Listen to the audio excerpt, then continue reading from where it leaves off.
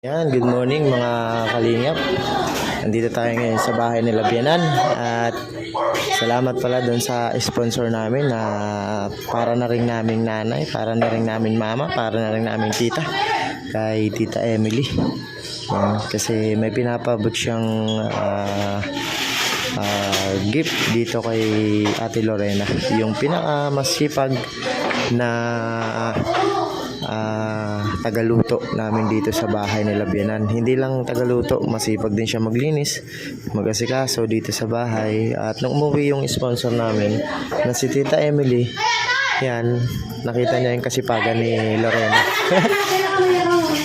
Iyak ka muna. Paano kaya? Ikaw ang tuwa nga ni. Tears of joy. Paano mag-iyak si Lorena? Paano mag-iyak? Hindi, may utang kami kay mama. Kay mama yan, may utang. Iya, katampo na oh. Nawalan kang 500. Dinobli. Mama talaga. Mama. Paula, payak na. Payak na.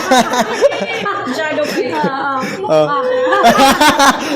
Baka hindi natanggapin. Mama talaga. Akin na lang. Ako lang pautangin mo yan.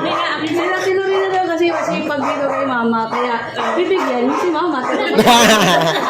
Hindi. Wala na ako regalo. Siya ako paintay. Siyempre, ang bibigyan muna yung...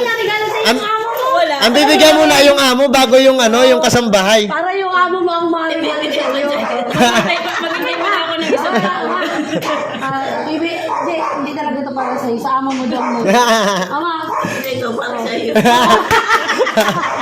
Pinadaan pa. Sila, ayan. Galing ako mawala na Paripan ka na. Thank you, Tita Emily. Sorry po, tino ko yung nosis. Maayak na. Kanina grabe ng ngiti, maayak na. Tita Emily, kala ko nagbiberok ka lang. Papangatak ka, papangriban ko. Pangriban pati. Pangriban ko daw. Ako! Pagdoyo! Yan. Merry Christmas. Merry Christmas, tita. Pag-uwi na lang daw. Yan, salamat. Salamat po, Tita Emily. Bigay po yun ni Tita Emily kay Ate Lorena. Thank you, Tita. Yan. Bakit si Ate Lorena? Nasaksihan na kasi ni Tita Emily yung kasipagan ni Lorena. Yan, yan, thank you. Bye-bye po, Tita Emily. Ano daw? Ang pangit daw niya. Ay, ang pangit. Dapat nagpaayos, nag-ayos.